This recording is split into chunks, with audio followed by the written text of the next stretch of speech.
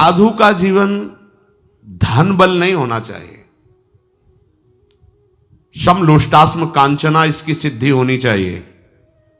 पत्थर का, मिट्टी का डेला और सोने की बराबर वृत्ति होनी चाहिए। इसका मतलब नहीं को फुटपाथ में फेंक देगा, सोना है तो तिजोरी में रखेगा, लेकिन मात्र बुद्धि मिट्टी के ढेले से ज्यादा नहीं है।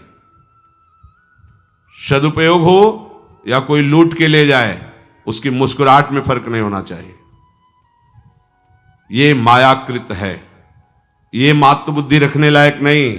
पूज्यपाद श्री ग्वारिया बाबा जी महाराज धनी मानी पीछे लगे, बढ़िया कमरा सजवाया राजा महाराजाओं की तरह, सिंहासन बनवाया, बैठे, बढ़िया बढ़िया भोग आया, पाए, बुलाया 8-10 गृहस्थों को, तुम ये सिंहासन ले जाओ, तुम तकिया ले जाओ, तुम ये कमरा ले लो, चल। तुम्हारी गणित, महात्मा की गणित बड़ा फर्क है।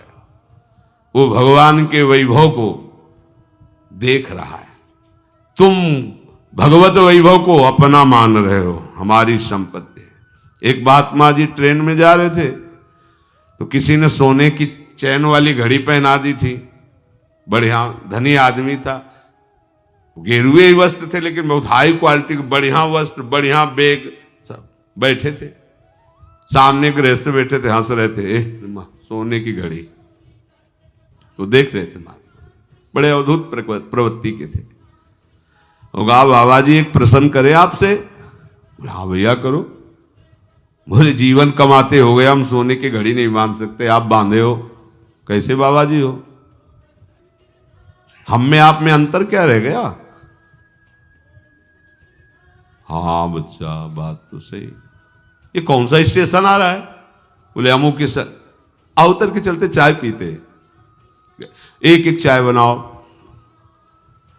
गृहस्थ ने पूछा कितने की चाय है? बाबा जी ने कहा चाय पीने से मतलब तुम्हें पैसे हम देंगे। जितनी भेंट दी थी जजमान ने, भगत ने, सब रख दी और कहा चाय पिलाओ। चाय वाला तो खुशी हो गया,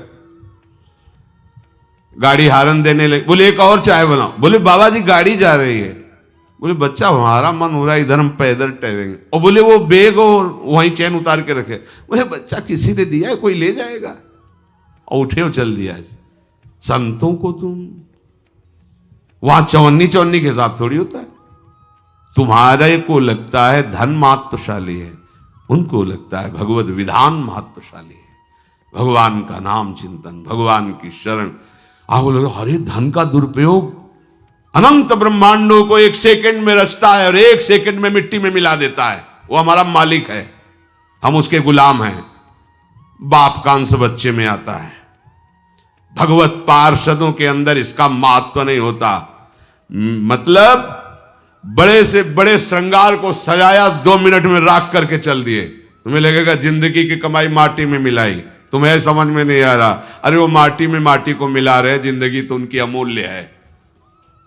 अपनी मानसिकता को, संतों को नहीं तौला जा सकता अपनी मानसिकता से। एक महात्मा के यहां बड़ी भीड़ लगने लगी, होता है भागवती को वैभव बढ़ता है तो सब अपने मंगल कल्याण के लिए दर्शन, स्पर्श, संभाषण, सेवा आदि का गेट में लिखवा दिया। एक बार प्रणाम के 500 रुपए और थोड़ी देर बैठने के लिए 1000 रुपए।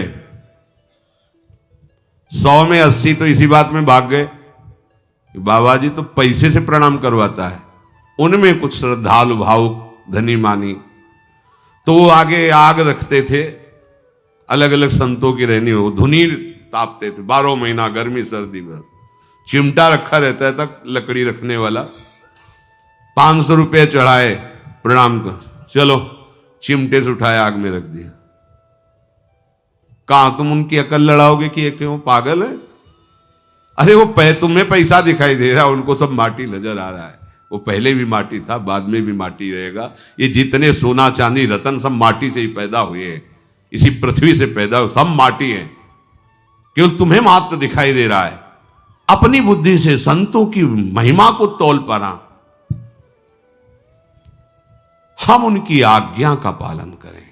वो क्या कर रहे हैं हमारे बस की बात नहीं, हमें उनकी आज्ञा में अपने जीवन। एक संत बड़े वैराग्य की गर्भ में थे, लंगोटी लगाए और भभूत लगाते थे।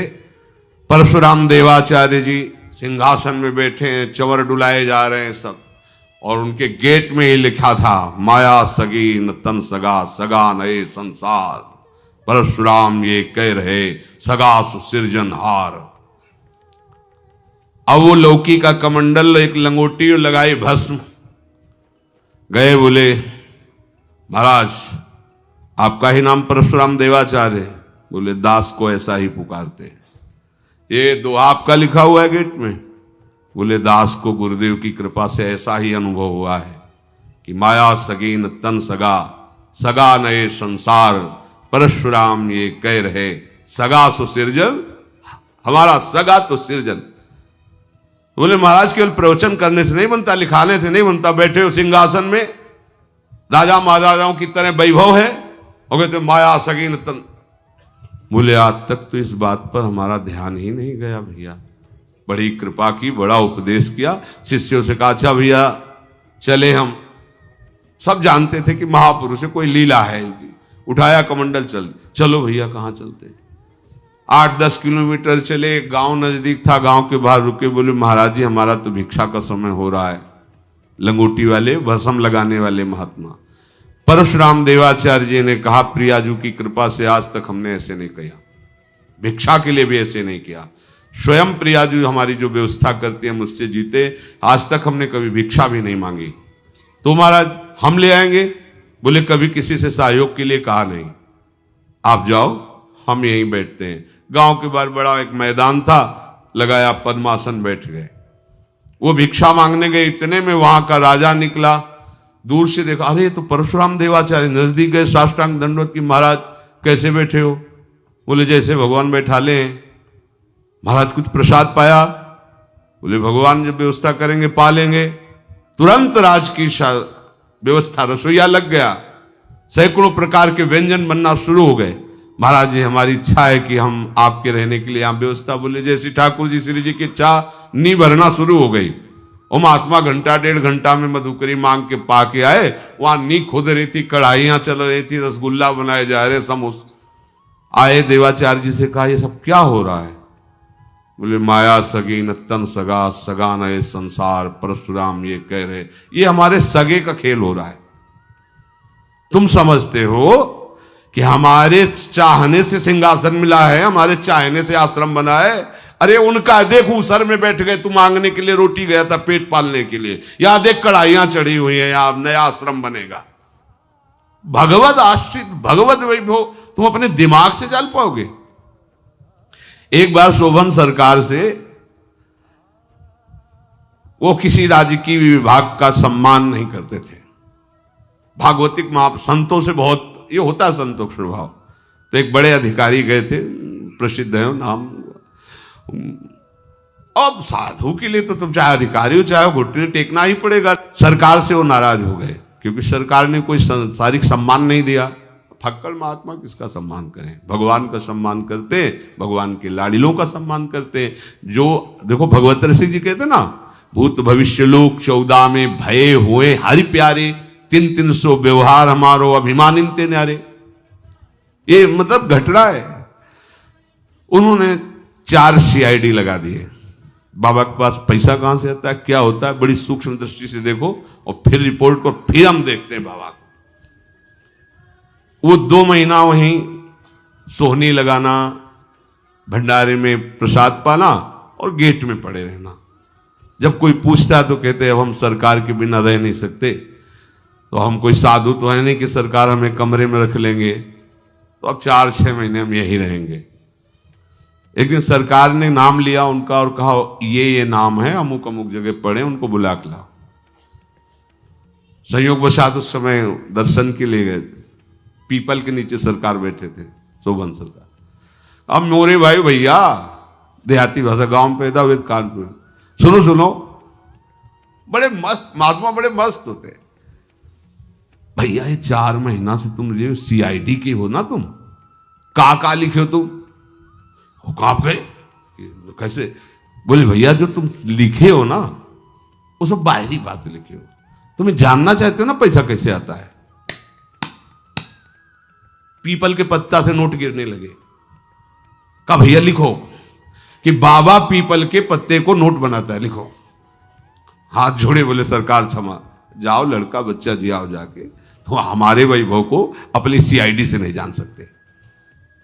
कॉलेज था सरकार की सीमा के अंतर्गत। अब वहां तो उन्होंने प्रार्थना की कि हर स्कूल हम बनवा देंगे 10 दिन के अंतर्गत, लेकिन यहां से हटा दिया जाए क्योंकि हमारे साधकों को और संतों को यहां विक्षेप पहुंचता है। ऐसा लाखों लोग प्राण देने वाले सरकार को आज भी अंतर्ध्यान हो गए, पर आज भी वैसे भगवत प्रेमी महात्मा का सारा उधर एरिया उनको अपना बाप अपना मालिक मानता था। हुक्म पे प्राण त्याग दे। शाम के बुलाया, बोले भाई ऐसा ये स्कूल हट जाना चाहिए, सुबह तक हट गया। और सरकारी स्कूल पूरा ऊपर से विभाग है। अब एक बड़ा अधिकारी गया, कौन है शोभन सरकार, कहां है? ऐसा वहां के लोगों ने कहा साहब आवाज धीमी करके भगवत धाम है, हनुमान जी विराजमान, राम जी है।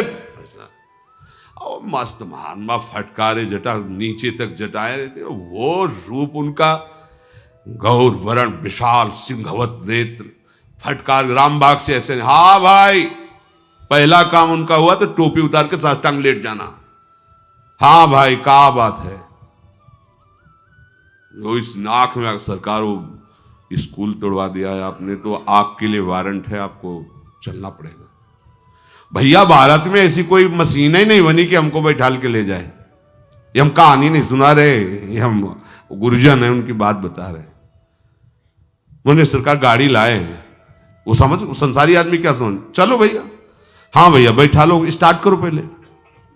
सरकारी गाड़ी एक भी स्टार्ट नहीं हुई। बोले भैया ऐसी रद्दी गाड़ी लेके आया तो हम कैसे चले तुम्हारे साथ, जाओ और लाओ जाके, नहीं बनवाओ।